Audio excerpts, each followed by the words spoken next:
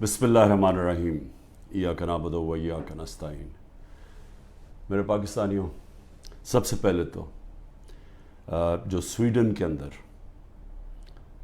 قرآن کی بے حرمتی کی گئی آزادی رائے کے نام کے اوپر میں چاہتا ہوں کہ ایک زندہ قوم جو کہ اپنے دین سے پیار کرتی ہے اور جو اللہ کی کتاب وہ ہمارے دلوں میں اس کی عزت ہے، اور اللہ کے جو ہمارے پیغمبر ہیں نبی صلی اللہ علیہ وسلم ان کی عزت ہے، تو جب اس طرح کی چیز ہوتی ہے تو ہم ایک زندہ قوم کی طرح ایک پرامن طریقے سے ضرور بتائیں، پیغام پہنچائیں کہ ہمیں اس کی تکلیف ہوئی ہے۔ تو میں آپ سب کو کہتا ہوں، میں صرف تحریک انصاف کے لوگوں کو نہیں، قوم کو کہتا ہوں کہ جمعے کے بعد آپ نے سب نے جمعے کی نماز کے بعد نکل کے مظاہرہ کرنا ہے پرامن طریقے سے۔ ہمیشہ پرامن رہو، کیونکہ ہمارا ملک ہے، ہم کوئی نقصان نہیں پہنچانا چاہتے، لیکن ایک پرامن طریقے سے احتجاج ہو تاکہ پیغام جائے کہ پاکستان وہ قوم ہے جو اسلام کے نام پہ بنی تھی، اور ہمیں تکلیف ہوئی ہے کہ یہ وہاں کی پولیس نے اجازت دی کہ جناب آپ قرآن شریف کو جلا دیں، اور آزادی رائے کے مطابق آپ کو پتہ ہونا چاہیے کہ پاکستان کی وجہ سے آج 15 مارچ دنیا کے اندر اینٹی اسلاموفوبک دن بنایا جاتا ہے، یعنی جو اسلام کے خلاف جو حرکتیں ہوتی ہیں، مثلا نبی صلی اللہ علیہ وسلم کی شان میں گستاخی ہوتی ہے، اور یہ جان کے جس طرح یہ قرآن شریف کو جلایا گیا، اس کو یہ اسلاموفوبیا کے اندر آتا ہے۔ تو ہماری وجہ سے یونائٹڈ نیشنز میں 15 مارچ کو اینٹی اسلاموفوبیا دن بنایا جاتا ہے۔ تو اس لیے ہم سب کو جمعے کے بعد نکلنا چاہیے اور پرامن طریقے سے احتجاج کرنا چاہیے۔ دوسری چیز، دبئی میں میٹنگ ہوتی ہے، پاکستان کے بڑے بڑے منی لانڈرر کا مطلب جو اس ملک سے پیسہ چرا کے باہر لے جاتے ہیں۔ جو سب سے بڑا مسئلہ پاکستان کا کیا ہے کہ ہمارا روپیہ گرتا جاتا ہے ڈالر کے مقابلے میں۔ تو جب آپ ڈالر یہاں سے خرید کے باہر بھیجتے رہیں اور چوری کر کے باہر بھیجتے رہیں تو وہ ڈالر کی کمی ہونی ہے، اور جب ڈالر کی کمی ہوگی تو روپیہ گرتا جائے گا۔ اس کے علاوہ بھی ہم نے ایکسپورٹس کے اوپر زور نہیں دیا، کبھی کسی نے توجہ ہی نہیں دی کہ ہم اپنی آمدنی کیسے بڑھا سکتے ہیں۔ ہندوستان کی آج جو ایکسپورٹس ہیں، یہ ذرا سمجھ لیں، 600 ارب ڈالر کے قریب ہے۔ پاکستان کی ہمارے زمانے میں ریکارڈ ایکسپورٹس تھی 33 ارب ڈالر، ریکارڈ تھی، وہ آج اس سے بھی کم ہو گئی ہیں، 13% گر گئی ہیں ایکسپورٹس۔ تو ایک تو کبھی توجہ نہیں دی انہوں نے کہ کس طرح ڈالرز اس ملک میں آمدنی بڑھا سکتے ہیں اپنی، اور دوسرا یہ سارے جو بڑے بڑے نام ہیں ان کے سب کے بڑے باہر محلات ہیں، پراپرٹیز ہیں، بینک اکاؤنٹس ہیں، آف شور اکاؤنٹس ہیں۔ پیناما میں کیا ہوا تھا؟ پیناما میں ایک دنیا کے اندر ایک انکشاف ہوا کہ جنہوں نے بڑے بڑے لیڈرز نے، وزیروں نے اپنے پیسے چھپائے ہوئے تھے باہر کے ملکوں میں کمپنیز کے پیچھے، یعنی کمپنیز کے پیچھے انہوں نے اپنی دولت چھپائی ہوئی تھی، پراپرٹیز لی ہوئی تھی۔ اس میں نواز شریف کی پراپرٹی پکڑی گئی، مریم نواز اس کی مالکہ نکلی، اور وہ لندن کے سب سے مہنگے علاقے میں اربوں روپے کی انہوں نے پراپرٹیز لی ہوئی تھی، جس کو مے فیئر اپارٹمنٹس کہتے ہیں۔ تو وہ انکشاف ہوا تھا، تو پیسہ یہاں سے چوری ہو کے گیا تھا، کیونکہ ابھی تک ایک رسید نہیں بتا سکے کہ پیسہ باہر نکلا کیسے ہے، کدھر سے آمدنی آئی۔ بیٹے کی آمدنی، بیٹے کا جو گھر ہے حسن شریف کا، جو اس نے بیچا ملک ریاض کو، اس کی قیمت تقریباً 18 ارب ہے آج کل کے جو پاؤنڈ، اور 45 ملین پاؤنڈز، جو تقریباً 17-18 ارب روپیہ بنتا ہے۔ تو وہ کدھر سے پیسہ آیا؟ تو یہ کوئی نہیں بتا سکتا۔ بیٹے یہاں سے باہر بھاگ گئے کیونکہ وہ بتا نہیں سکتے تھے۔ اسی طرح جو سر محلہ آصف زرداری نے خریدا، وہ بھی یہاں سے پیسہ باہر گیا، حدیبہ پیپر مل، وہ بھی پیسہ باہر۔ تو یہ سب اکٹھے ہو گئے، اور سارے اکٹھے ہو کے بندر بانٹ پاکستان کی ہے کہ اچھا سندھ اس کو دے دیں گے، کراچی فلانے کو دے دیں گے، سینٹرل پنجاب کوئی اور آ جائے گا، پھر نئی پارٹی جو بنی ہے اس کو بھی کوئی سیٹیں مل جائیں گی، فضل الرحمان کو ادھر پختونخوا میں دے دیں گے، اور یہ بس یہ کھچڑی پک جائے گی۔ تو یہ ساری بندر بانٹ دبئی کے اندر ہو رہی تھی کہ جس طرح کہ کوئی سودا نہیں ہو رہا ہوتا کسی کے اوپر، یہ سودا ہو رہا تھا پاکستان کا، اور کس طرح جو سب سے بڑی پارٹی ہے خوف زدہ ہے کہ اس کو کیسے باہر رکھنا ہے، جس میں عمران خان کی ان کو گنہونے خواب آتے ہیں کہ یہ پتہ نہیں کہ واپس نہ آ جائے، تو اس کو کیسے جیل میں ڈال رہے ہیں۔ تو میں نے جو آج آپ کے سامنے یہ چیز رکھنا چاہتا ہوں کہ کون سے کیسز ہیں، ذرا آپ سمجھ لیں، کیونکہ میں تیار ہوں، انہوں نے ہو سکتا ہے کل پتہ نہیں میری 17-18 بیلیں ہیں، ایک بیل کینسل ہوگی جیل میں چلا جاؤں گا کل، نہیں تو اس کے بعد پھر عدالت میں میرا چکر ہے، اس کے بعد 2 دنوں کے بعد پھر ہوں گا، تو کسی ٹائم پہ بھی انہوں نے پلان بنایا ہوا ہے مجھے جیل میں ڈالنے کا۔ تو میں یہ چاہتا ہوں کہ پہلے آپ سمجھ جائیں کہ یہ کون سے کیسز ہیں، جن کیسز کے اندر میں صرف آپ کو 7 کیسز بتاتا ہوں جنہوں میں یہ جیل میں مجھے ڈالنے کی کوشش کر رہے ہیں، تاکہ آپ سب کو پتہ چل جائے۔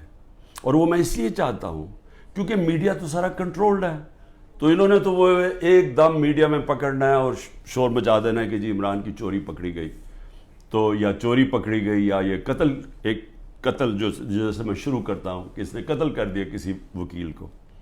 تو میں چاہتا ہوں کہ وہ 7 کیسز پہلے آپ سمجھ لیں، تاکہ آپ کو سمجھ آ جائے کہ ایک طرف اربوں روپے کے یہ منی لانڈررز کے اوپر کیسز ہیں، شہباز شریف کے اوپر 24 ارب روپے کی کرپشن کیس میں جس کا انڈر ٹرائل تھا، جب جنرل باجوہ نے بچا کے تو اس کو وزیر اعظم بنا دیا۔ اس کے علاوہ جو نواز شریف کی ابھی تک کوئی نہیں بتا سکا، وہ جو اس کی مے فیئر کی اپارٹمنٹس، بیٹوں کے پاس پیسہ، اور یہ تو سامنے ہے، باقیوں کا تو ہمیں پتہ ہی نہیں ہے کہ کتنی ان کی باہر پراپرٹیز ہیں۔ اسی طرح زرداری کا ہے، اس کی بھی ساری باہر ان کی پراپرٹیز پڑی ہیں۔ تو ایک تو یہاں سے پیسہ چوری کر کے باہر جانے کے الزام ہے۔ اب دوسری دفعہ دیکھیں کہ میرے اوپر 170 سے زیادہ کیسز ہیں، لیکن وہ کیسز ہیں کیا؟ تو میں پہلے شروع کرتا ہوں کوئٹہ کا کیس۔ قتل ہوتا ہے ایک وکیل کا 6 جون کو 10:30 بجے صبح۔ اب وہ یہ سمجھیں کہ مجھے اس کیس کا پتہ ہی نہیں ہے، یہ کوئی کسی وکیل نے میرے اوپر کیس کیا ہوتا ہے کوئی غداری کا، وہ یعنی اس کا کوئی مجھے نوٹس ہی نہیں آیا، مجھے پتہ ہی نہیں اس کیس کا۔ پتہ تب چلتا ہے جب ایک دم پتہ یہ جی کہ کیونکہ اتنے زیادہ کیسز تھے، تو یہ کیس تو کسی کو اہمیت ہی نہیں، کسی نے مجھے کہا کوئٹہ میں کیس ہے، مجھے پتہ ہی نہیں تھا۔ تو اس وکیل کا قتل ہوتا ہے 10:30 بجے، 11:30 بجے پولیس میں رپورٹ ہوتا ہے۔ 2:22 میں شہباز شریف کا جو مشیر ہوتا ہے وہ سٹیٹمنٹ دیتا ہے کہ عمران خان نے اس وکیل کو قتل کیا۔ اب یہ سمجھیں کہ صرف قتل میں 10:30 سے اور 2 بجے کے اندر وہ فیصلہ کر لیتے ہیں کہ عمران خان نے قتل کیا۔ اس کے بعد کیا ہوتا ہے؟ اس کے بیٹے کو اٹھا کے لے جاتی ہے پولیس۔ اس بیٹے کو 12 گھنٹے سے زیادہ پولیس اپنے پاس رکھتی ہے۔ وہ اگلے دن جا کے اگلے دن کی دوپہر کو وہ کہتا ہے کہ جی عمران خان اس قتل میں ملوث تھا۔ لیکن پھر کیا ہوتا ہے؟ اس کی جو بیوی ہوتی ہے، وہ جو دوسری بیوی ہوتی ہے، وہ کہتی ہے کہ فیملی کے لوگوں نے قتل کیا اس کو۔ وہ ویڈیو اپنی جاری کرتی ہے کہ فیملی کے لوگوں نے قتل کیا۔ اور پھر دیکھیں، سارے کوئٹوں کا پتہ ہے کہ ان کی وہ وکیل کی دشمنیاں تھیں، سب کو پتہ ہے ان کی آپس میں دشمنیاں تھیں۔ اسی وکیل نے جا کے ہائی کورٹ کو کہا کہ مجھے سبی میں نہ کیسز مجھے دو، کیونکہ میری وہاں جان کو خطرہ ہے، میری دشمنی ہے۔ اور پھر یہ دیکھیں، یہ ذرا آپ غور سے یہ دیکھ لیں، یہ اس کو بڑے قریب سے دیکھ لیں، اور اس کے اندر یہ مظاہرے کیا کر رہے ہیں۔ ان کا قتل ہوتا ہے، اور یہ قتل میں کہتے ہیں کہ یہ قتل اس وکیل نے اس کے وکیل کی طرف سے یا انہوں نے کیا، اس کا نام لکھا ہوا ہے کہ وہ اس قتل میں ملوث تھا۔ تو جب ایک فیملی دشمنی بھی ہوتی ہے، اس سے پہلے ہی وہ پرائم منسٹر کا مشیر کہتا ہے کہ جی عمران خان نے قتل کر دیا، ابھی تفتیش بھی نہیں ہوتی۔ اور مجھے افسوس سے کہنا پڑتا ہے کہ وہاں ہماری سنا بھی نہیں گیا کوئٹہ ہائی کورٹ میں. خیر وہ اور وجوہات ہیں, اس کی بھی ہمیں وجہ پتہ ہے پیچھے کیا ہے. تو یہ آپ ذرا سنیں. اس کے بعد یہ پہلی دفعہ میرے نام پہ قتل نہیں کیا نام ڈالا جاتا.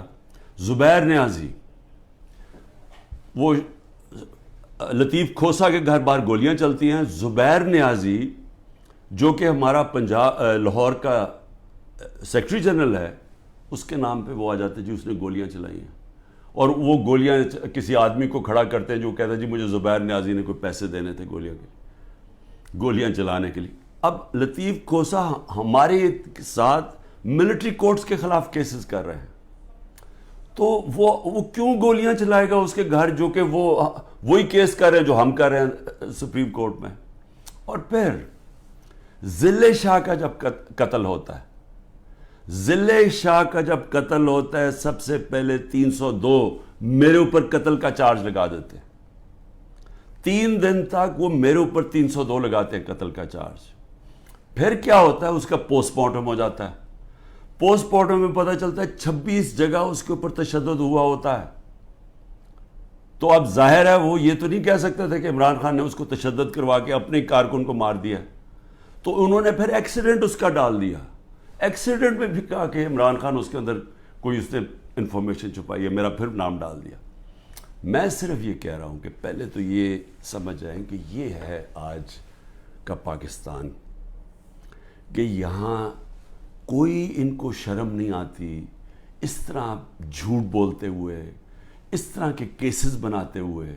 ان کو کوئی شرم نہیں ہے کہ ساری قوم کو پتہ ہے کہ جھوٹ بول رہے ہیں. یعنی کون نہیں جانتا کہ یہ جو انہوں نے کیا ہے, سارا کوئٹہ کو پتہ ہے کہ یہ اس کے اندر عمران خان کا کوئی تعلق نہیں تھا. میرا تعلق 150 کیسز تھا, مجھے کیا نہیں, اور بھی کوئی وکیلوں کو میں بھرواؤں گا. اور وہ کیس جس کی اہمیت ہی نہیں تھی, سب کو پتہ ہے جھوٹ بول رہے ہیں, لیکن ان کو کوئی شرم نہیں ہے. یہ سر پیر سے اتار بیٹھے ہیں. انٹرسٹ صرف یہ کہ کسی طرح عمران خان کو جیل میں ڈالنا ہے. اب میں ذرا, یہ پہلا کیس ہے, آگے چلیں. آگے کیس ہوتا ہے جی 9 مئی کا. اب 9 مئی کو کیا ہوتا ہے, یہ ذرا غور سے سنیں. 9 مئی کو ہوتا کیا ہے, جو مظلوم ہوتا ہے یعنی جس پہ ظلم ہوتا ہے, اسی کے اوپر اس کو مجھے جب اندر جیل میں ڈالتے ہیں تو میرے اوپر کیسز کی بارش ہو جاتی ہے. 9 مئی کے بعد میرے اوپر 25 کیس ہو گئے ہیں. جدھر بھی کیس ہوتا ہے کہتے جی عمران خان کی ایمان, میرے کہنے پہ یہ ہوا ہے. کہیں کسی نے کچھ کیا ہو یا جو بھی کسی کے اوپر الزام لگایا ہو 9 مئی کے بعد عمران خان کے کہنے پہ ہوا. عمران خان جیل میں بند تھا, اور جو ظلم ہوا ہے وہ عمران خان سے ہوا ہے. میں بیٹھا ہوا ہوں رجسٹری آفس ہائی کورٹ اسلام آباد میں, میرے پاس بیل تھی, مجھے کسی صورت وہاں کوئی پکڑ نہیں سکتا تھا. صرف پولیس نہیں آئی, رینجرز کمانڈوز آئے مجھے اٹھانے کے لیے. ساری دنیا میں کیا امیج گیا, شیشے توڑ کے, لوگوں کو ڈنڈے مار کے, وکیلوں کو زخمی کیا. وہاں کے بیچارے جو کام کر رہے تھے رجسٹری آفس, ان کو ڈنڈے پڑے, چیزیں توڑ دی انہوں نے, اور ایک دہشت گرد کی طرح مجھے پکڑ کے لے کے گئے. میرے اوپر سر پہ لگا, پیچھے میرے خون نکل رہا. کوئی شرم نہیں آئی. کسی نے ابھی تک بات نہیں کی کہ یہ بتائیں کہ کس قانون کے تحت انہوں نے پکڑا تھا مجھے. اسلام آباد کے ہائی کورٹ کے چیف جسٹس نے کہا کہ یہ اس کے اوپر ایف آئی آر کٹنی چاہیے. وہ اور بات ہے کہ وہ نہیں کٹی. سپریم کورٹ میں جب وہ کیس گیا, سپریم کورٹ نے اس کو غیر قانونی قرار دیا. اب میں سوال پوچھتا کہ کوئی جواب دینے والا ہے. بڑا شور مچا. آئی ایس پی آر صاحب نے کہا کہ جی بڑا توہین ہو گئی, فوج کی توہین ہو گئی. پہلے مجھے بتائیں کہ کسی اور کی بھی عزت ہے اس ملک میں, کہ ایک آدمی 50 سال سے دنیا مجھے جانتی ہے, کرکٹ کی وجہ سے جانتی تھی دنیا, سب کو پتہ ہے میرا.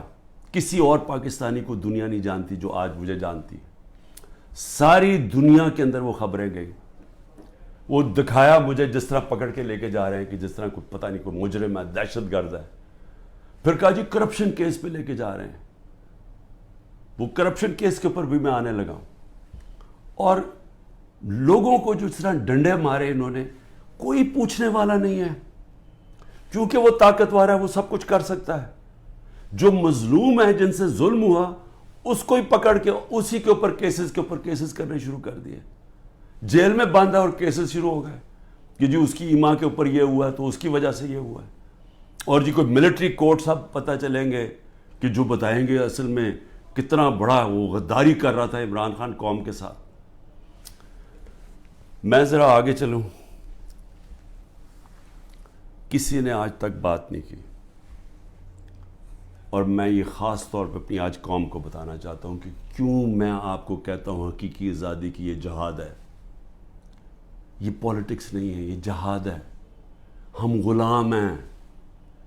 غلاموں کے کوئی حقوق نہیں ہوتے, جس طرح میرے کوئی حقوق نہیں تھے. میں یعنی سب سے بڑی ملک کی پارٹی کا ہیڈ, جس کو جس طرح اٹھایا انہوں نے, جو کیا, جس طرح ہم کوئی کمی ہے اس ملک کے. اب 25 لوگوں کو گولیاں لگیں, جو مرے, جن کی جو شہید ہوئے, ابھی تک 9 لوگ غائب ہیں. جو پولیس نے یا دھمکیاں دی یا کچھ کیا وہ انڈر گراؤنڈ گئے ہوئے ہیں, وہ بتا نہیں رہے, مسنگ ہیں 9 لوگ. 16 لوگ ہمارے پاس پتہ ہے جن کو گولیاں, 69 لوگوں کو گولیاں ماری اور ان کو شہید کیا گیا. فرانس کے اندر ایک لڑکے کو پولیس نے 16 سال کے لڑکے کو گولی ماری, ایک لڑکے کو.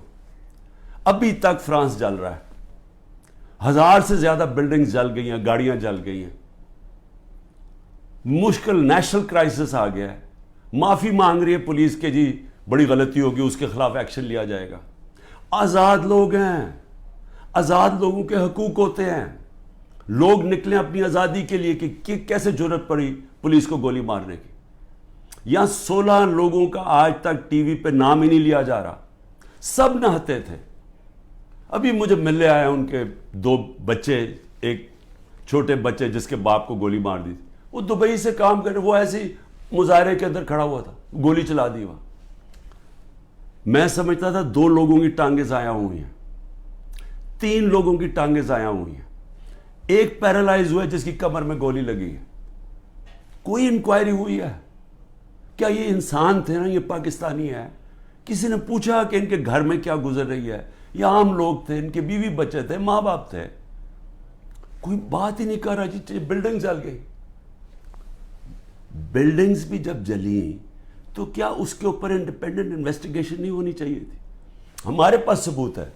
میں اس لیے کہتا ہوں اوپن عدالت کے اندر ٹیلی وائز مجھے سامنے لایا جائے. میرے پاس اب ثبوت آ گئے ہیں. میں یہ ثابت کروں گا کہ یہ سارا پری پلان تھا. یہ مجھے جس طرح وہاں سے اٹھایا ہے یہ بھی پری پلان تھا تاکہ ایک اشتعال ملے. اور اس کے بعد پھر جو لوگوں کا ری ایکشن آیا اس کا فائدہ اٹھاتے ہوئے پارٹی کو کرش کرنے کی کوشش کی گئی ہے, کیونکہ پارٹی دب نہیں رہی تھی. جب سے مجھے ہٹایا کوشش کر رہے ہیں 25 میں کو جی بغیر کراؤڈ ہے, مارو ڈنڈے مارو, یہ ڈر کے پیچھے ہٹ جائیں گے. وہ پارٹی اوپر ہی آتی گئی. بائی الیکشن 30-37 میں سے جیت گئی. اوپینین پولز میں اور اوپر چلے گئی. راجن پور کے الیکشن میں پورا زور لگایا, 40,000 سے گورنمنٹ کا کینڈیڈیٹ ہار گیا. اس کے بعد اس سے پہلے مجھے قتل کرنے کی کوشش کی, دوسری دفعہ قتل کرنے کی کوشش کی.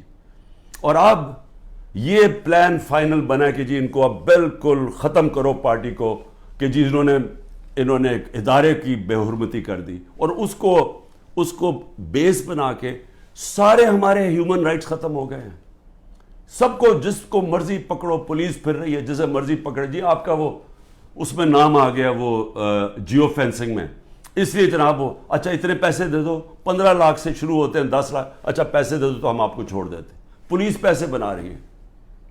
ہر جگہ لوگوں کو پکڑ رہے ہیں. اب جدھر نام لوگوں کے گھروں میں گھس رہے ہیں, گھر توڑ رہے ہیں, گھر لوٹ رہے ہیں, بچے پکڑ کے لے گئے ہیں. عورتوں کو نہیں بخشا. کبھی میں نے یہ دن نہیں دیکھ رہے تھے کہ عورتوں کو نہیں بخشا. اس ملک کے اندر کبھی یہ نہیں دیکھا تھا کہ اتنا نیچے گورنمنٹ گرے گی. مجھے لوگوں نے کہا عمران صاحب آپ نے تو بڑی غلطی کی اپنی گورنمنٹس گرا کے, گورنمنٹس ڈیزالو کر کے. میں نے اپنی گورنمنٹس ڈیزالو آئین کے مطابق کی تھی. میں اپنے سمجھتا تھا کہ ہمارے ملک میں ہمارے سارے وکلا، ہمارے سارے ججز آئین کے ساتھ کھڑے ہو جائیں گے. 90 دن میں الیکشن ہونے تھے. چیف جسٹس اور سپریم کورٹ اناؤنس کرتے ہیں الیکشن 14 مئی کو. گورنمنٹ آئین کی پرواہ نہیں کرتی.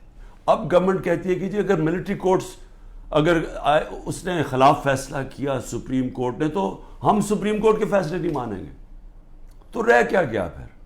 تو رہ تو یہی کیا کہ ڈنڈے سے اب اپنے سروں کو کنٹرول کرنا ہے. تو مجھے ابھی بھی ہے کہ صرف آزاد اور غلام ملکوں میں دیکھ لیں کہ یہاں کوئی نام ہی نہیں لے رہا وہ بیچارے جو اس ملک کے عام شہری، ان کو گولیاں ماری گئی، نہتے شہریوں کو. اور ادھر دیکھیں ایک آدمی کو پولیس نے گولی ماری. اور فرانس میں دیکھ لیں آزاد قومیں کیا ہوتی ہیں. اس کے بعد آ جائے جی اور کون سے کیسز ہیں. بیوی بشرا بیگم کے اوپر کیس ڈال دیے. کیا ہے جی کہ وہ اس کے گاؤں میں، وہ جو کبھی گاؤں میں گئی بھی نہیں ہے، اس کے گاؤں میں جی 20 سال کے بعد ایک جگہ سڑک بن گئی. اینٹی کرپشن کا کیس اس پہ کر دیا. میری چھوٹی بہن عظمیٰ، اس کے اوپر اینٹی کرپشن مجھے بیچ میں ڈال دیا کہ جی میں جب پرائم منسٹر تھا میں نے اس کو بڑی سستی کوئی زمین دلوا دی ہے یا لوگوں سے قبضہ کر کے. اور یہ اتنے ڈفرز ہیں کہ کہا کہ جی 6 ارب کی زمین اس کو دلوا دی ہے. ان کو اتنا نہیں پتا کہ وہ چیک سے اس نے پیسے دیے. پہلے تو وہ چیکس کے پیسے، ذرا یہ چیک نمبر دیکھ لیں کہ اس نے پہلا چیک کس دن دیا؟ 25 اپریل 2022 کو. عمران خان پرائم منسٹر نہیں تھا. عمران خان 9 اپریل کو پرائم منسٹر نہیں ختم ہو گیا تھا. تو 25 اپریل کو ایک چیک ہے، وہ اب چیک کی کاپی ہے. اور دوسرا چیک دیا ہے 2 جون کو. اور کتنے کے چیک ہیں؟ 6 کروڑ روپے کے. تو اس نے چیک کے سے پیمنٹ کی ہے. میرے اوپر کرپشن کیس ڈال دیا ہے کہ میں نے جی وہ اس کو پرائم منسٹر ہوتے ہوئے زور لگا کے اس کو فیور کیا.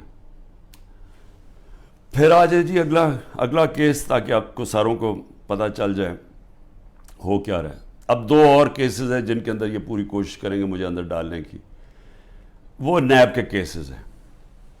ایک ہے القادر کا جس میں انہوں نے مجھے پکڑا تھا، اور دوسرا ہے توشہ خانہ.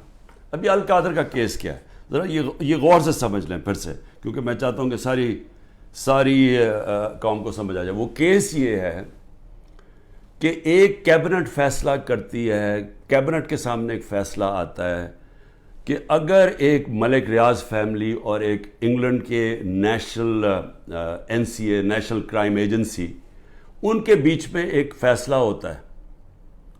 وہ کہتے ہیں پرائیویٹ، ان کے بیچ میں فیصلہ ہوتا ہے. وہ یہ کہتے ہیں کہ اگر آپ، ہماری کیبنٹ کے سامنے آتا ہے کہ اگر آپ اس کو فیصلے کو کانفیڈینشیل رکھیں گے، صرف کیبنٹ سے، عدالت سے نہیں، اگر کیبنٹ میں کانفیڈینشیل رکھیں گے تو 190 ملین پاؤنڈ پاکستان میں آ جائے گا سپریم کورٹ کے اکاؤنٹ میں. اور لیکن اگر آپ اس کو کانفیڈینشیل نہیں رکھیں گے تو آپ کو انگلینڈ کے اندر کیس کرنا پڑے گا، سول کیس، جو 5-6 سال چل سکتا ہے. اور آپ کو ثابت کرنا پڑے گا، آپ کے اوپر ہوگا کہ آپ نے ثابت کرنا ہے کہ وہ پیسہ منی لانڈرنگ کا ہے. ہمیں وہاں کیبنٹ کے اندر پہلے بھی بتایا گیا کہ $100 ملین پاکستان کا بیرون ملک کیسز کے اندر بہ گیا ہے. ہار چکے ہم کیس. $100 ملین ہماری بڑا برا ریکارڈ ہے باہر کیسز کا. اور وہ بھی 5-6 سال لگنے تھے، جبکہ اب وہ پیسہ سیدھا اب آ جانا تھا اور پاکستان میں 190 ملین پاؤنڈ آ جانا تھا. کیبنٹ فیصلہ کر لیتی ہے. بعد میں کہتے ہیں کہ جی وہ تو کسی اور مد میں جانا چاہیے تھا، وہ جانا چاہیے تھا گورنمنٹ کو، سپریم کورٹ کو نہیں جانا چاہیے تھا. بھیا کیبنٹ آج جا کے سپریم کورٹ کو کہے کہ جی وہ پیسہ دوسری طرف ٹرانسفر کریں اور ہم ثابت کر دیں گے کہ یہ پیسہ منی لانڈرنگ سے، تو آج بھی کر سکتے. کیا چیز روک رہی ہے ان کو؟ پیسہ تو پاکستان آ گیا ہے. اور کہہ یہ رہے ہیں کہ اس سے 7 مہینے پہلے جو کہ القادر یونیورسٹی جو چیریٹیبل ٹرسٹ ہے، ادھر چل رہے ہیں، ادھر مفت تعلیم اس طبقے کو دی جا رہی ہے جو بچے کبھی یونیورسٹی تعلیم نہیں لے سکتے، مفت تعلیم ان کو مل رہی ہے وہاں. یہ کہہ رہے ہیں کہ میں نے القادر کی وجہ سے کوئی فیور کروا دیا. یہاں ساری کیبنٹ کا فیصلہ، وہ سب نے یونینمس فیصلہ, وہاں لا منسٹر بیٹھے ہیں, وہاں کیبنٹ سیکرٹری بیٹھا ہے, وہاں ادھر فائنانس منسٹر بیٹھے ہیں, اس سب نے فیصلہ کیا. لیکن عمران خان نے اس لیے کیا کیونکہ اس کو القادر میں عمران خان کو کیا فائدہ ہے؟ مجھے یہ بتائیں کہ وہ القادر کے ٹرسٹ میں لکھا ہوا ہے کہ 1 روپیہ نہیں مل سکتا ٹرسٹیز کو, جس میں عمران خان اور بشرا بیگم ہیں. جس طرح نمل یونیورسٹی کے ہمیں کوئی پیسہ نہیں مل سکتا, جس طرح شوکت خان ہمیں نہیں مل سکتا. یہ چیریٹیبل ٹرسٹ ہے. کہہ رہے ہیں کہ میں نے اس کی وجہ سے اس کو فیور کر دیا. بھئی آپ اگر فیور کر دیا, آپ آج جا کے سپریم کورٹ میں ریٹ کر دیں کہ یہ پیسہ ادھر ٹرانسفر کر دیں. پیسہ تو پاکستان آ گیا. ایک یہ القادر ہے. دوسرا ہے جناب توشہ خانہ. توشہ خانہ کیا ہے؟ ذرا غور سے سن لیں. 70 سال سے قانون یہ ہے کہ جب گفٹس ملتی ہیں پرائم منسٹر کو, پریزیڈنٹ کو, آرمی چیف کو, منسٹرز کو, جن کو بھی جب گفٹس ملتی ہیں تو وہ کیا ہوتا ہے, وہ سیدھا توشہ خانہ میں جاتی ہیں. توشہ خانہ کے اندر اس کی ویلیو نکالی جاتی ہے. ویلیو کیسے نکالی جاتی ہے؟ وہ ایف بی آر سے علیحدہ ویلیو لیتے ہیں, اور پھر ایک اپریزر ہوتا ہے جو انڈیپینڈنٹ ہوتا ہے, اس سے علیحدہ ویلیو لیتے ہیں. وہ جو ویلیو زیادہ ہوتی ہے وہ آ کے بتاتے ہیں کہ جی آپ نے بتائیں یہ اس کی ویلیو ہے, ان کے زمانے میں 20% دے کے آپ خرید سکتے ہیں اگر آپ رکھنا چاہیں. ہم نے اس کو 20 سے 50% کر دیا کہ آپ 50% دیں, وہ گورنمنٹ کو چلی جاتی ہے اگر آپ رکھنا چاہیں. یہ ہے قانون. میں نے اسی قانون کے مطابق کئی گفٹس لی, کئی میں نے نہیں لی.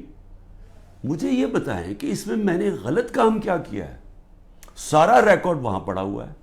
جو میں نے گفٹس لی, جو بھی میں نے فیصلہ کیا میں نے بیچ دی ہیں, اس کے اوپر کیپٹل گینز ٹیکس وہ سارا ایف بی آر میں نے ڈکلیئر کیا ہوا ہے. سارا کچھ میرا ڈکلیئرڈ ہے. اس میں نے غلط کام کیا کیا؟ یہ کہہ رہے ہیں کہ جناب وہ اس کی غلط ویلیو دکھا دی. بھئی غلط ویلیو دکھا دی تو ان سے پوچھے جو ویلیو نکال رہے ہیں. میرا تو کام نہیں ہے ویلیو, میں تو نہیں جا کے بیچ رہا, میں تو نہیں اسیس کر رہا. مجھے تو جو ہے ایم ایس جو ہوتا ہے ملٹری سیکٹری آپ کا, وہ آپ کو آگے بتاتا ہے کہ جی یہ اپریز ہو کہ یہ آئے ہے اس کے ویلیو, آپ فیصلہ کر لیں آپ نے لینی ہے نہیں. یہ ہوتا ہے اور یہ پہلے سے چلتا آ رہا ہے. بھئی کس نے اس کا ویلیو رکھنا ہے وہ جا کے ان لوگوں سے پوچھے, وہ میرا اس پہ کیا تعلق ہے. یہ ہے توشہ خانہ کا کیس جس پہ کوشش کر رہے ہیں کہ اندر. اچھا, اور کیس کے اندر یہ بھی ذرا سن لیں. ایک توشہ خانہ کا کیس ہے, اس کے اوپر نیب بھی بلا رہی ہے, اس کے اوپر الیکشن کمیشن بھی اس کو اٹھایا ہوا ہے, اور ایف آئی آر بھی کاٹی ہوئی ہے اس کے اوپر. یہ کبھی ہو ہی نہیں سکتا کہ ایک ایشو کے اوپر 3 مختلف جگہ کیسز چل رہے ہوں. تو صرف اور صرف میں اس طرح بتانا چاہتا ہوں کہ یہ جو مذاق ہو رہا ہے میرے ساتھ, اب تک 170 کیس ہو چکے ہیں اور بڑھتے جا رہے ہیں ہر دوسرے دن. لیکن میں جو آخر میں کہنا چاہتا ہوں اپنی قوم سے, دیکھیں جس طرح اب ہم جا رہے ہیں نا, یہاں حکومت نہ کسی آئین کی پرواہ کر رہی ہے, کوئی آئین کی فکر نہیں ہے ان کو. اداروں کو انہوں نے تباہ کر دیا کیونکہ اداروں کا 1 پوائنٹ ایجنڈا ہے کہ کسی نہ کسی طرح تحریک انصاف کو ختم کیا جائے. کیوں ختم کیا جائے؟ کیونکہ ان کو ڈر لگا ہوا کہ جب الیکشن ہوں گے تو تحریک انصاف جیت جائے گی, اور یہ وہ لوگ جو سمجھتے ہیں ہم نے عمران خان کو ہٹایا اب اس کو ہم نے واپس نہیں آنے دینا. یہ سارا ملک تباہی کی طرف صرف ایک 1 پوائنٹ ایجنڈا پہ جا رہا ہے.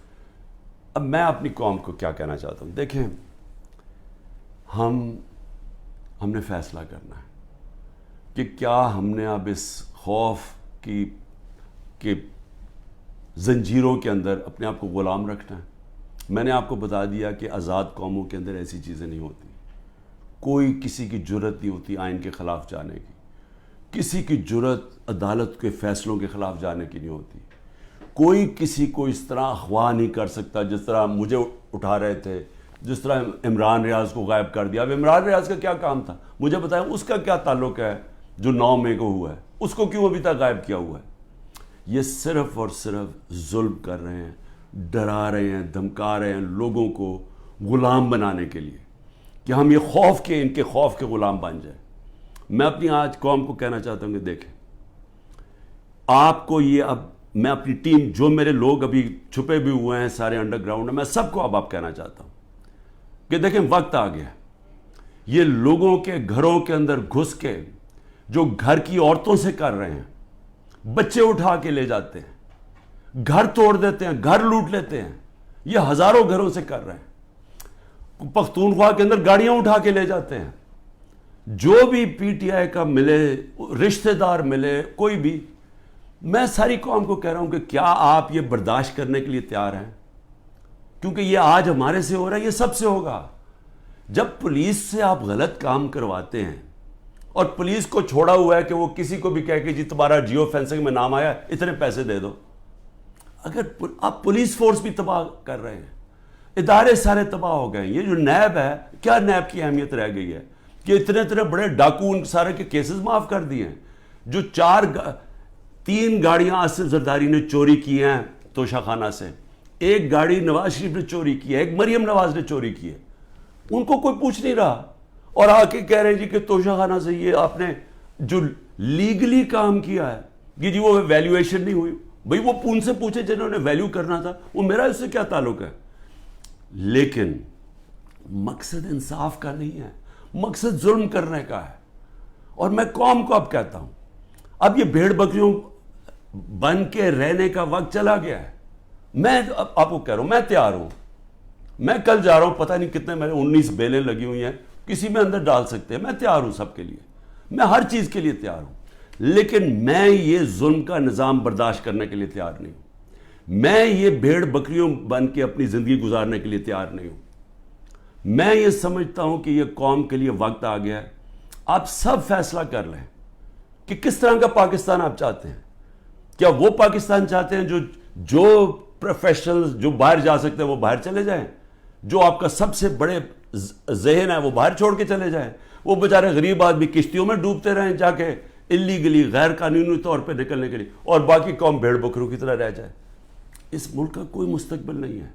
وہ مجھے افسوس سے کہنا پڑتا ہے کہ وہ ساتھ ہمارا ملک جس تیزی سے آگے جا رہا ہے اور جس تیزی سے اس میں اور ہمارے میں فاصلے بڑھتے جا رہے ہیں، یعنی ہر طرح وہ آگے نکل گئے ہیں، ہمیں سوچنا چاہیے کہ اگر ہم اسی طرح چلتے رہے اور یہ چوروں کے نیچے اگر یہ بندر بانٹ کر رہے ہیں کہ جی ملک ہم بھیڑ بکری ہیں، جی آپ ادھر وہ لے لو، وہ سندھ لے لے، وہ کراچی لے لے، وہ یہ لے لے، وہ پختونخوا لے لے آپس میں، اور ہم جس طرح کے بھیڑوں کی طرح کبھی ادھر سے، کوئی مستقبل نہیں ہے اس کا۔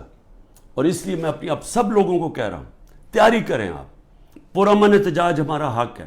پہلے تو جمعے کو نکلے نا، جو انہوں نے کیا ہے، جو پتہ چلے کہ یہ زدہ قوم ہے، کم از کم ہماری آواز نکلنی چاہیے، اور پرامن، میں ہمیشہ کہتا ہوں پرامن رہے۔ میں نے کبھی اپنے 27 سال میں کبھی انتشار کی بات نہیں، کیونکہ یہ میرا ملک ہے، توڑ پھوڑ کریں گے میرے ملک کو نقصان ہوگا۔ میں نے ان چوروں کی طرح باہر تو نہیں ہے میری کوئی پراپرٹیز، میں نے تو نہیں باہر بھاگنا۔ انہوں نے تو ابھی میں آپ کو کہہ رہا ہوں کہ جب انہوں نے الیکشن اناؤنس ہی ہوا، انہوں میں سے لوگوں نے باہر بھاگنا شروع کر دینا، کیونکہ ان کو پتہ ہے کہ ان کا جو انہوں نے کیا ہے اس ملک کے ساتھ، ان کو پتہ ہے کہ قوم نے ان کو بخشنا نہیں ہے، انہوں نے بھاگنا باہر۔ اس لیے اپنی قوم کو میں کہہ رہا ہوں کہ آپ کے پاس اب 2 راستے ہیں، غلامی کے اور حقیقی آزادی کے۔ لا الہ الا اللہ، کوئی نہیں ہے خدا اللہ کے سوا، ہم کسی ظالم کے سامنے اور یہ ظلم کا نظام اور یہ خوف کے سامنے ہم جھکنے والے نہیں ہیں۔ ہم نبی صلی اللہ علیہ وسلم، محمد مصطفیٰ، دنیا کے سب سے عظیم لیڈر، ہم ان کی امت ہیں، اور وقت آ گیا ہے کہ ہم اب اپنا سٹینڈ لیں اور پرامن طریقے سے تیاری کریں نکلنے کے لیے سڑکوں پہ۔ پاکستان زندہ باد۔